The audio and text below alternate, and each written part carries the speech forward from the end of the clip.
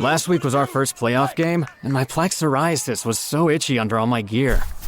Sometimes just thinking about scratching could take me out of the moment. And then my doctor told me I could get clearer skin with a pill called Otezla. Otezla apremilast is a prescription medicine used to treat adult patients with plaque psoriasis for whom phototherapy or systemic therapy is appropriate. Otezla can help you get clearer skin after just 4 months. Okay, ready for the next game. Talking to my doctor about a pill was a total game changer. Don't use Otezla if you're allergic to it. Get medical help right away if you have trouble breathing or swallowing, swelling of the face, lips, tongue, throat, or arms. Severe diarrhea, nausea or vomiting, depression, suicidal thoughts, or weight loss can happen. Tell your doctor if any of these occur and if you have a history of depression or suicidal thoughts. Live in the moment. Ask your doctor about Otezla. Call 1-844-4-OTEZLA or visit Otezla.com for prescribing info about cost, and more.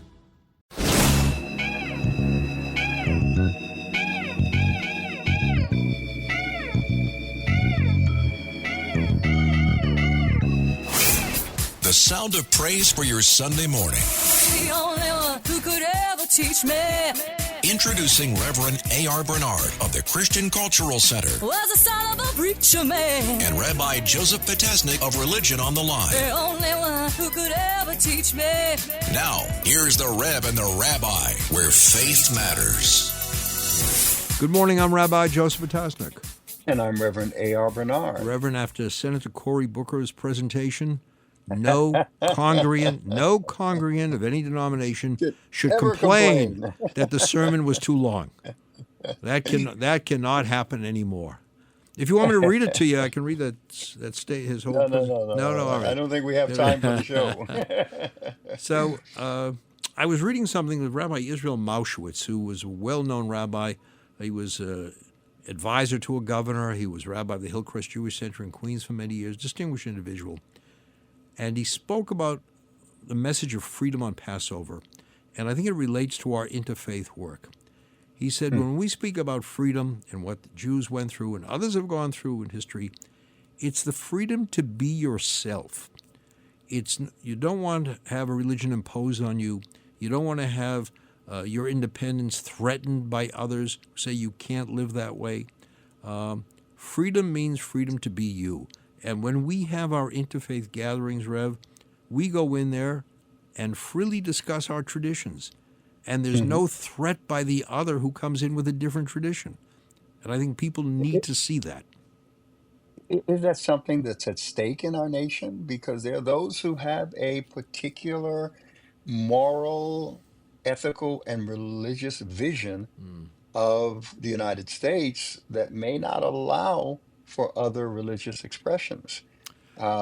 Is that something that we should be concerned about right now? When I hear someone say, we live in a Christian nation, I think to myself, what are you saying? Are you saying we're living in a country where there are a majority of Christians?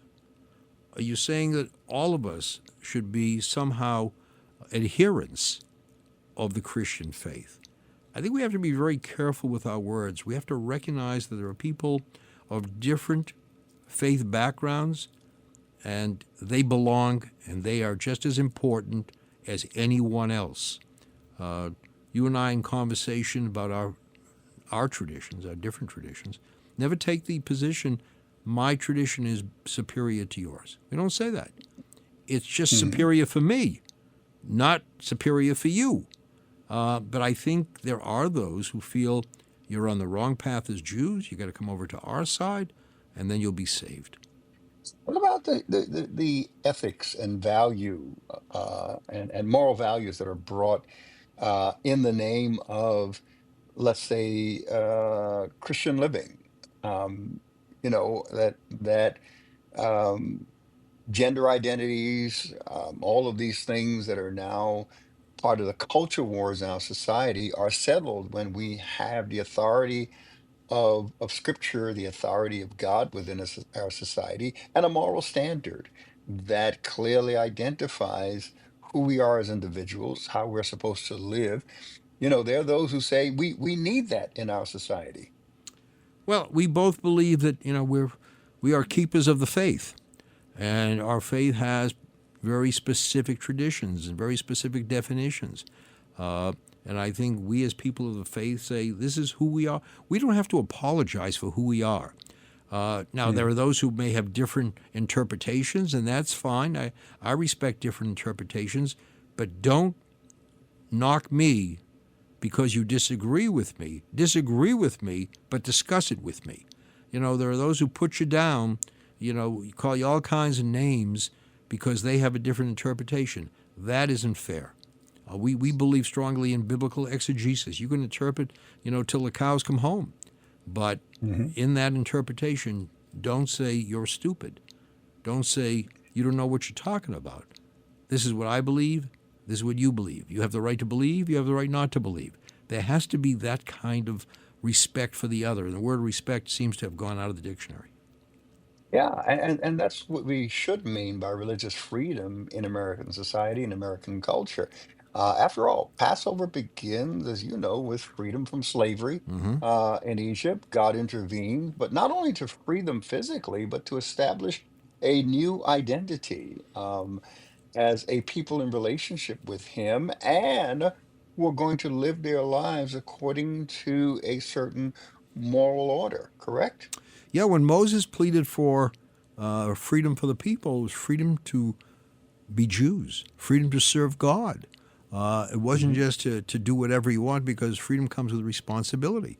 And I think that, that is something that we realize. Freedom with responsibility, freedom to be me, not to be a copy of you. I mean, I'm talking the generic. And some people can't accept that. If we don't conform to their way, if we don't identify the way they do, somehow we need to pay a price for it. We need to be depicted, as violators of tradition, and that isn't right. But freedom has boundaries. Yeah. Does freedom mean that, I can do whatever I want, be whoever I want, regardless of how it impacts society or my neighbor? Or are there some rules? Well, it's interesting that Passover precedes Shavuot. Shavuot is the giving of the law. You call it Pentecost. And so what does that say? Look at the sequence. You're free, and you're also now subjected to these laws. So it's not just, all the guardrails have been removed. It's saying you have to live within an understanding that there are going to be rules imposed on you for the benefit of society. You can't just do whatever you want, because doing whatever you want can hurt someone else, and that isn't acceptable. Amen to that. That's right? good preaching. No, I mean, look at Cain and Abel, right? Abel and Cain, that story, Cain did what he wanted. Killing a brother, so what? No law against it at that time. I can do it. But of course, we also say that killing a brother is not something you have. You shouldn't have to have a law to tell you not to kill your brother. You should have known that on your own. But you look at the commandments; they're for the benefit of the community, not for the benefit just of one person. Honoring your parents is something that should be observed, but it benefits you, your family, and ultimately is an example for other families. So you're right. Freedom, what do they say? Freedom is not free. That's right. It does come with responsibilities that benefit you and others as well. I heard the statement. I don't remember who said it, but the greatest threat to freedom is freedom. Yeah. We have to have rules and boundaries in order to maintain that freedom. If you're in debt and you become debt free, and now you have financial freedom, if you don't put some rules and guardrails into your life and how you manage money, you're going to be in bondage again. So freedom does need boundaries. It does need guardrails, correct? Yeah, that's why if you look at the prayers, if you look at so many passages in our Bible, and this is true of different traditions, they're in the plural. Very often it's what's good for us. We pray for the community. We pray for the people. We don't just come in and say, God, make me successful. Who cares about the other guy? We don't indulge in that kind of selfish behavior because it violates one of the tenets of our faith. It's about community. We talk, I know we'll be speaking, about the tragedy that took place in Brooklyn. We have the district attorney coming on. And a community now feels a sense of commitment to these people who are suffering. We can't just say, well, it's your problem. None of my business. You hear that so often. That's not my business. You know what religion says? It is your business. It goes to show that sin affects everyone, Yeah. not just the sinner, not just the victim. It affects the entire community. Yeah. And you have to ask, what else can I do to mitigate the pain? What else can I do to help the people who are hurting so deeply? But I have to do something. I can't. We say those who close their eyes never see tears. You can't close your eyes when other people are crying, as this family is crying now. So we are our brother's keeper. We are our brother's keeper, and I think more than a key. What is it? It's not enough to live and let live. You have to live and help live. So we have a responsibility to keep, to save others wherever we can, but to make this world better, not just for us, but for all who live with us. Amen to that, Rabbi. All right. And we have the District Attorney of Kings County coming up for a discussion. There's much to talk about. Yeah, so stay tuned for more of the Rev and the Rabbi right here on Red Apple Radio Networks. Reverend A.R. Bernard, Rabbi Joseph Potasnik, where faith matters. The Rev and the Rabbi.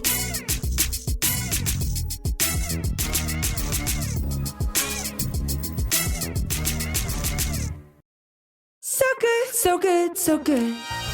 Great gifts for mom? We've got them. And they're up to 60% off at Nordstrom Rack stores now. You know they have Marc Jacobs? Gotta show mom some love. That is so good. Snag amazing deals on Mother's Day gifts from Barefoot Dreams, Kate Spade New York, and more. Great brands, great prices. That's why you rack.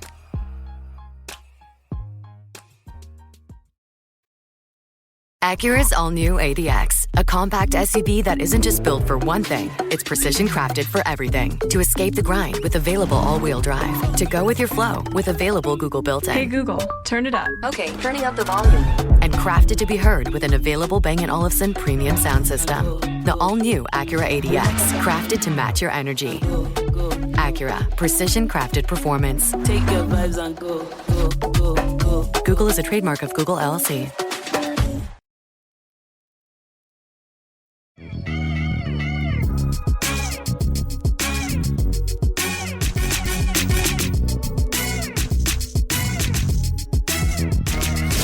Where faith matters. The Rev and the Rabbi. Welcome back. I'm Rabbi Joseph Potasnik. And I'm Reverend A.R. Bernard. Reverend, we are honored to have someone whom we come to admire, respect for his great work, and also being a very good person. I'm talking about the District Attorney of Kings County, the Honorable Eric Gonzalez.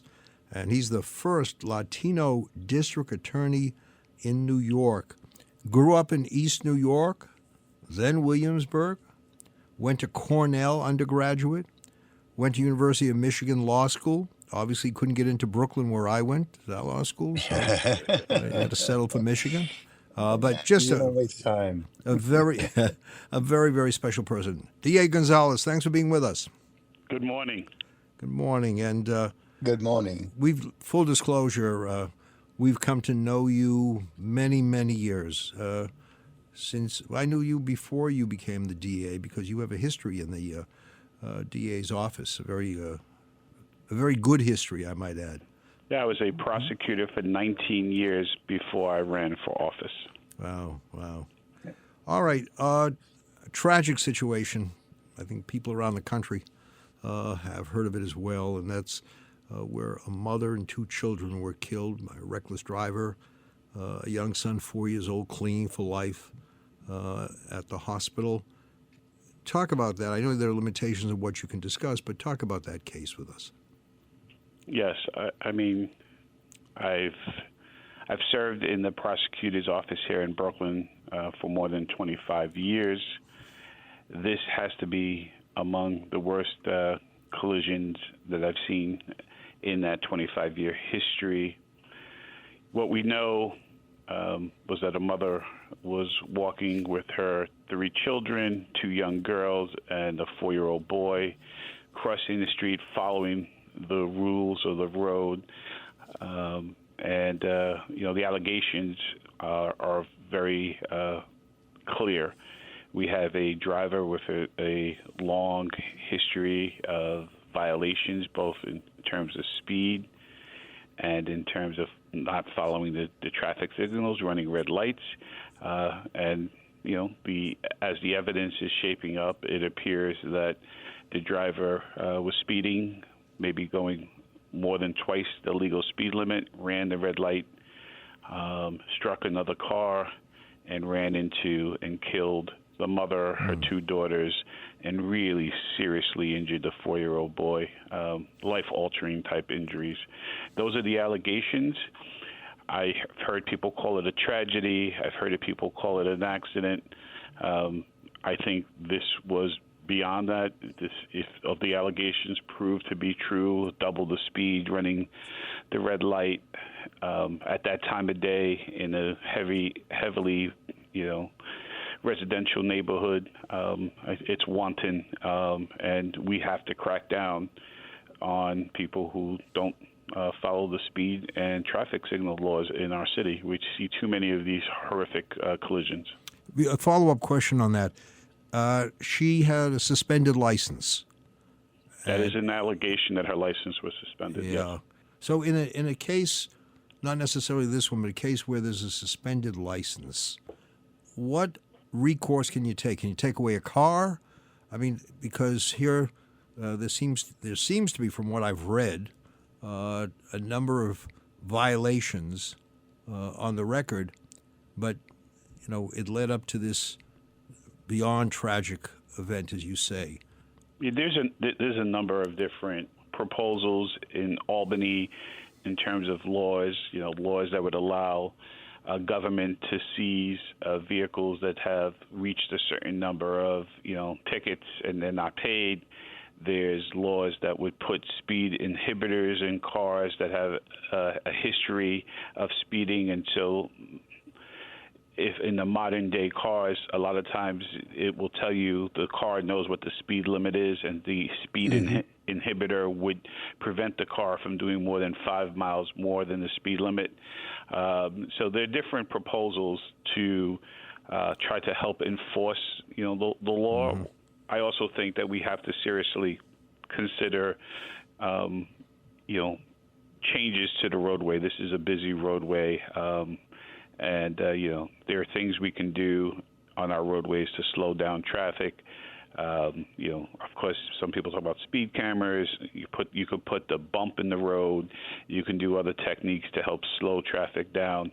But when it comes to the allegations in this particular case, going double the speed limit and running a solid red light, it's hard, to say that any one thing could have prevented this from happening. This was really on, the driver who just simply ignored every possible rule of the road. Mm-hmm.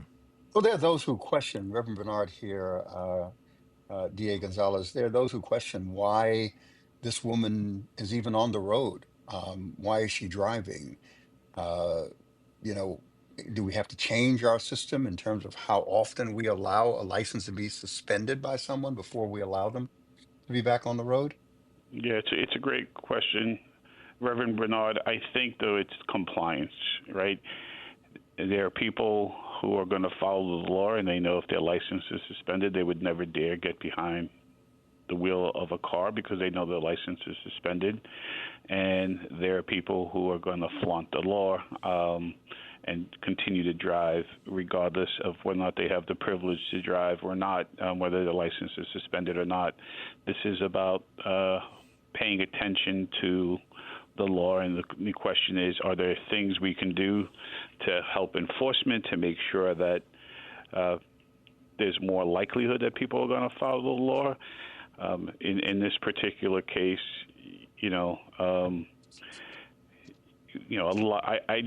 need to say that much of the tickets that we're told that the driver had, and the allegations were not that she was ever caught driving, is that her vehicle was seen running a red light through a camera or speeding through a camera. And so some of the laws make it much more difficult to enforce against a person unless they're the ones who have been caught driving. And so if you get stopped by a state trooper on the highway for speeding and he tickets you, you get points on your license. If you get a speeding ticket from a camera, they don't know who's driving, so you don't get that points on your license. And so it's a lot harder to prove who was behind the wheel during a lot of these incidents. In this particular case, we know she was behind the wheel because her car was disabled on the scene and she was arrested on the scene. There's been an outpouring of support from the community. I know the mother and the children, I think they went to the synagogue in the morning, and then they were later on taking a walk in the Ocean Parkway area. Yes. Just horrific. Yes. Beyond words, as you said earlier. Yes, and you know, I've been in communication with the surviving father and of the children, and I've been in contact with the deceased woman, her side of the family, not just her husband, but her family. This has been heartbreaking. They also have a surviving infant that was home with the father when this collision took place. Wow.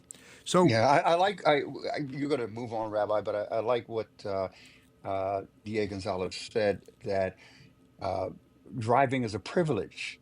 Too often people think it's a right. They have a right to own a vehicle and have a license, but it's a privilege that requires responsibility. I just it's a privilege that the state can revoke if someone does not do it correctly. We're going to take a break now and come back with more conversation with District Attorney Eric Gonzalez of Kings County, Brooklyn.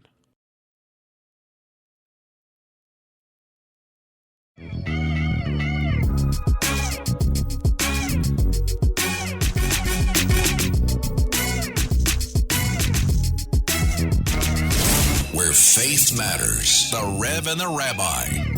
Welcome back. We are speaking with District Attorney Eric Gonzalez of Kings County, Brooklyn. Maybe this here will inspire people to say we can't allow this to happen again. We got to do everything we can to stop it. And Rabbi, I just want to be clear, as District Attorney, I'm not going to tolerate this type of reckless conduct on the roads, and we will do everything in our power to bring justice to the family and to hold her accountable.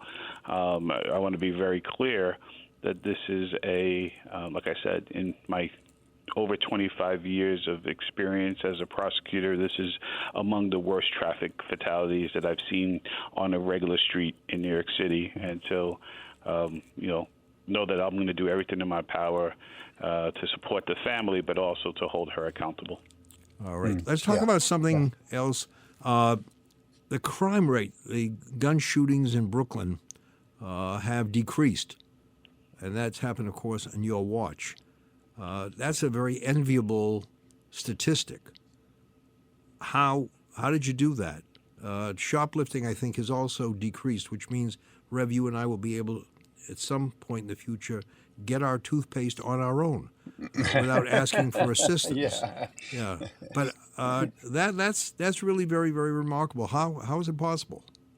Yeah, Brooklyn had a really safe year in 2024 in terms of gun violence. It was the lowest in the history of Brooklyn, and that's a real victory for neighborhoods that really deal with, a lot of the gun violence. Most of the gun violence in Brooklyn happens in about 5 or 6 precincts, and in those precincts we saw really double-digit declines in gun violence. But those aren't statistics to me, because those are human lives that have been saved, families that, don't have to go through the trauma and the suffering that, these murders bring to people.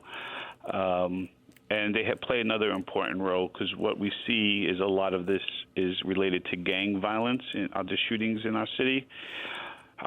when one of these incidents take place, there's almost always retaliation, this sort of retribution by the other side of the gang. And so we start to see, when we prevent these shootings from taking place, we start to see a peace dividend, right? Because not only are we saving that shooting, but we're saving the second shooting from happening. And often, we see a lot of innocent bystanders who get caught up in needless gunplay. They're just living their lives, and they get they have to duck for cover, or they may get shot because two gangs are fighting against each other and shooting at each other. So this peace dividend is real, and we should be very proud of it. But as district attorney, I'll never be satisfied until that number is as close to zero as possible. But we did for the very first time in the history of Brooklyn have the lowest number of shooting incidents and shooting victims in the history of the county since they started keeping records over 40 years ago. DA, we've made it an intentional part of our service whenever on a Sunday to mention the work that you continue to do, freeing individuals who've been wrongly incarcerated. Your predecessor, Ken Thompson, who was a member of my congregation, did quite a work in that vein, and you continued with incredible results. Just talk a little bit about that to our audience, please. Rev, it was a privilege to work for the late, great Ken Thompson. And he believed very much in this responsibility that prosecutors had to make sure that justice didn't end simply when there was a verdict in the courtroom and the judge sentenced the defendant, but that we had an obligation to go back and make sure that the system actually got it right. There's no secret that people have been wrongfully convicted, but often prosecutors said it was up to judges on appeal to figure that out. And in the Brooklyn DA's office, and we were really the first in the country to do this, we created a conviction review unit that has dedicated lawyers. There's about 10 lawyers that work each and every day on claims of actual innocence, that people say, I was convicted, but I'm actually innocent. And I've had the occasion on 40 times now to go to court and ask that someone's conviction be vacated because they had been wrongfully convicted. It's important to get these people out of prison because innocent people don't belong in prison. It's important also to acknowledge the community that we've gotten things wrong and publicly say that. So we issue reports to the community about how this wrongful conviction happened. We're the only DA's office in the country, as far as I know, that issues reports on every one of these cases to explain what the mistakes were in the legal system that led to someone's wrongful conviction. We don't have that much time left. We'd like to spend as much time as possible. Let's talk about discovery, because this has become a big issue now, and all the district attorneys of New York seem to agree. What's the problem? What's the issue? And what is your recommendation? And if you can begin with explaining what the discovery laws are for our audience, we appreciate it. I think the easiest way to understand what discovery is the exchange of information.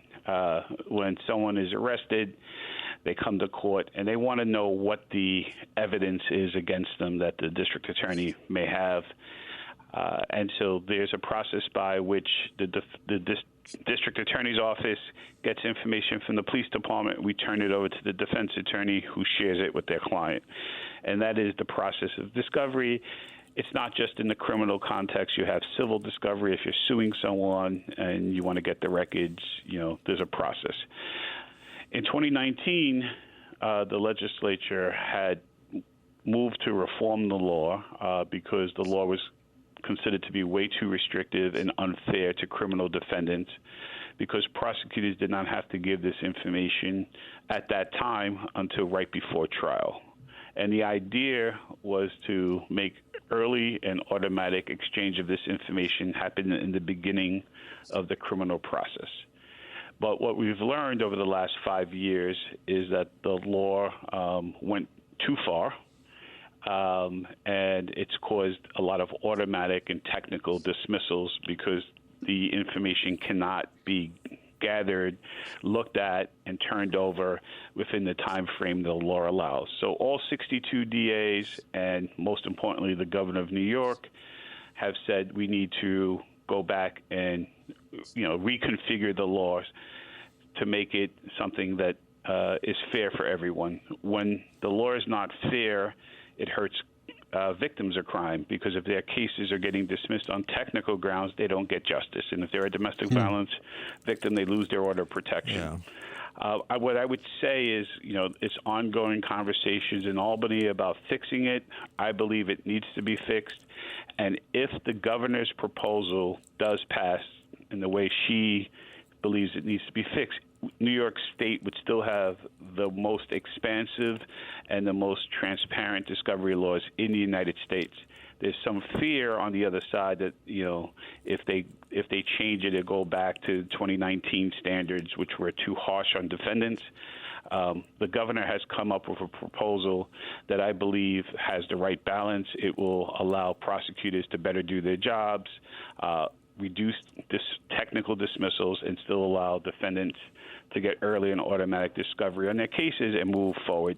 So I support it, and I hope to report back to you both in the near future that some reasonable changes in the law were done, because when these cases get dismissed, it hurts victims, but it hurts everyone, because there's no adjudication of the case. It's resolved only on technical grounds, but not in the interest of justice. Why should this be such a hard push?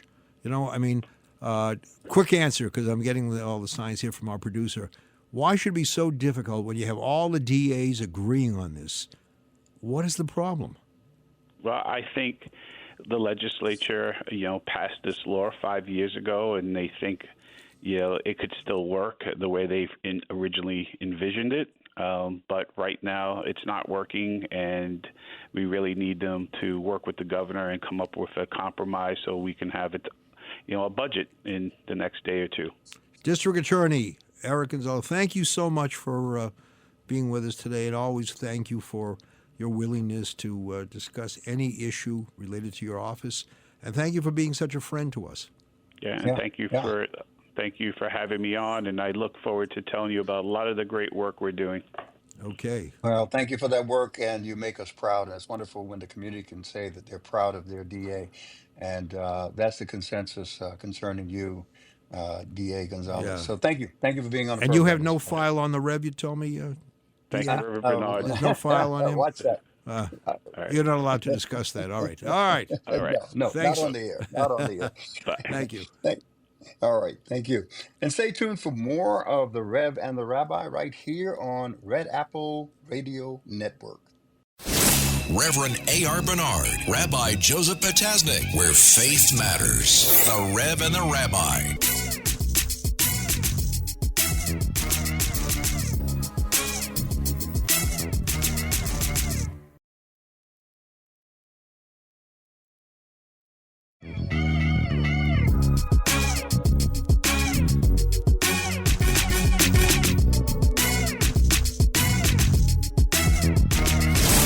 Faith matters. The Rev and the Rabbi. Welcome back. I'm Rabbi Joseph Potasnik. And I'm Reverend A.R. Bernard.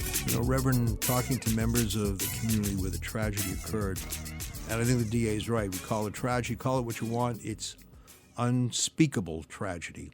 Mother and two children taken from us, a young boy, 4 years old, clinging for life in a hospital.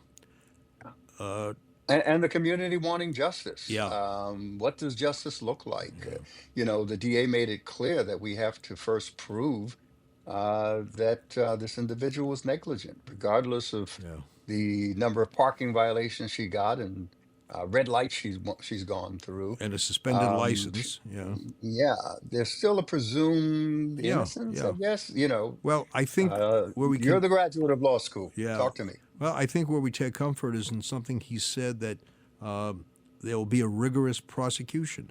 They will look at the evidence and pursue it to the fullest extent. I think she's being charged with manslaughter and negligent homicide. a few other, legal violations, but he's not going to take a very light touch to this. There'll be a very heavy touch, and rightfully so. And the community wants that. Right. They want to see justice served, and I think under Eric Gonzalez's leadership, you'll see that. I was thinking, however, during the presentation, we as clergy have walked into these kinds of horrible, horrible situations in terms of a memorial service.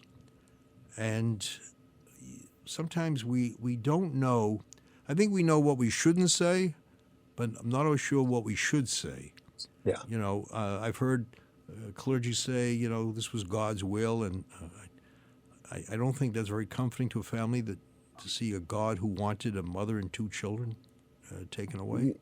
Yeah, I mean, how do we? That's the good question. How do we think theologically about the loss of life due to irresponsible behavior, as we've seen, in this case? Why do bad things happen to good people, Yeah. Rabbi? Yeah, that What was Harold. say you in your faith Yeah, that tradition? was Harold Kushner book, his son was stricken with progeria, that aging illness, and died at a young age. And Right. Rabbi Kushner went on to talk about, bad things happening to good people.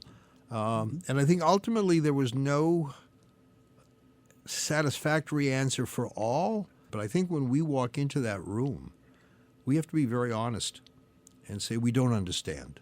Ultimately, I think it challenges our faith, and we have to be very candid when we speak about it.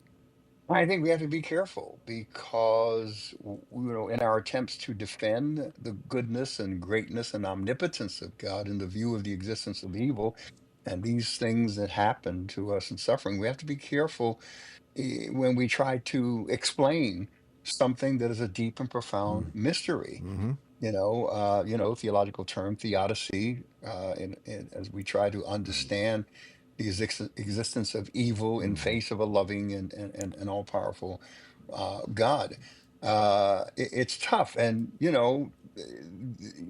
fallen and broken world.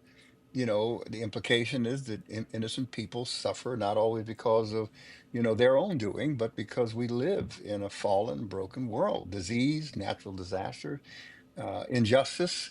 These are the bitter fruits of a world out of alignment with God. That is in our faith tradition. What say the Jewish tradition about Yeah, that? look, Elie Wiesel was often asked, where was God during the Holocaust? And his response was, the better question would be, where was man during the Holocaust? Where were human beings? And when we look at these situations, I think we have to ask, did we do everything humanly possible to prevent this from happening? Where were we? This is one of the worst accidents, but there have been other accidents. What did we do then to prevent something like this happening? So I think it forces us to look within. And the second part is, Rev, as you spoke before, the heavens are higher than the earth, and we don't understand it as we would like to understand it. You have Genesis, you have one brother killing another. Why? Creation of the world, you had two brothers, one taken by the other brother. You look at Aaron's sons. You can go through the entire Bible and see tragedy after tragedy. And God had, just created the world, and yet we see the loss of life. So it's something we struggle with, and I think people have to hear the struggle if they're going to commit. It just can't be, God wanted, this family in the heavens. I can't accept that kind of explanation. It sounds like you separate cause from outcome, because when we think of outcome, and this falls under the category theologically of redemptive suffering, where a person's character is refined because of a bad situation that they experienced. It had an internal change and transformation for them. Uh, the idea that people draw closer to their faith because of tragedy. In some instances, an individual who was hard and cold, a situation of suffering produced compassion and maturity in them that becomes a witness and a source of hope for others. But these are all outcomes, not cause, correct? Yeah, yeah. And, I think the people will come together and say, this could happen in any community. This has happened in many communities. What is being done to prevent such horrors from happening? And that's something, I often find there's a tragedy and life continues and doesn't respond constructively to what occurred. We go on with the next, whatever else is on our agenda. And maybe this is a moment to stop and say, wait, we can't allow this to happen again. People who have these kinds of records, there needs to be some preventative measures put in place so it's more difficult for this to happen again.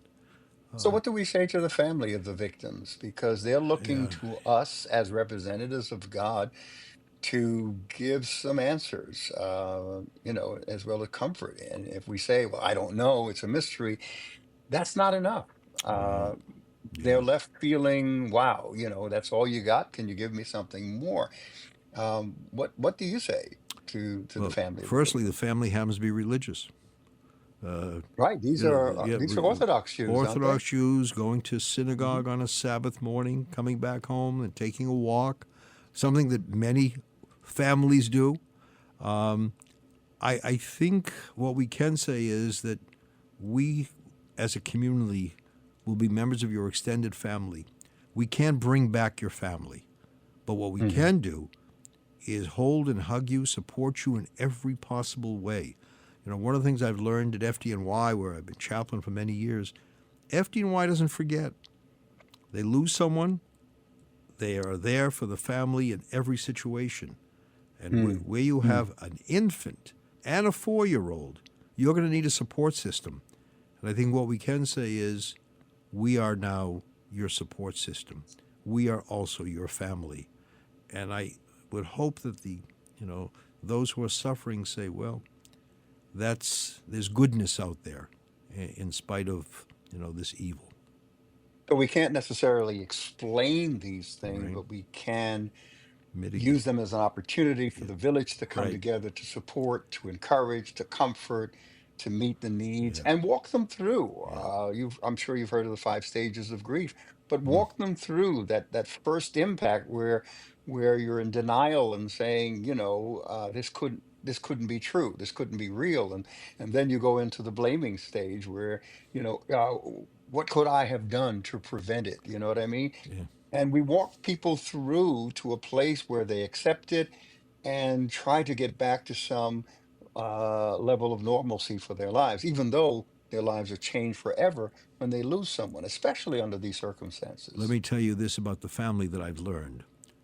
They're religious. They are sitting Shiva the morning. They're reciting all the memorial prayers. They're gathering as a community in the house for the prayers. So they still practice their Judaism as strongly as before. They're not walking away from their religion. But I think the fact that the community is there says to them that we belong to one another. And we are with you during this very painful period. Yeah, you and I have discussed that as a theology of presence. Right, Sometimes right. just being there, just being present makes all the difference in the Yeah. world. Oh, All right. great conversation, Yep. Rabbi. Thank you so much. Always learn and listen when I'm with you. And it was good having the DA on as well because he's done some good things in Kings County, and it become a model for other communities. Yeah, I'm glad we brought up the recovery of individuals who were falsely accused. That was such an important part of his predecessor's time in the DA's office there. So I'm glad we had a chance to let him talk about that. Rabbi, always a pleasure. And hopefully, you, our listeners across the country, who join us here on Sunday mornings are benefited much by our conversation and the information and inspiration provided.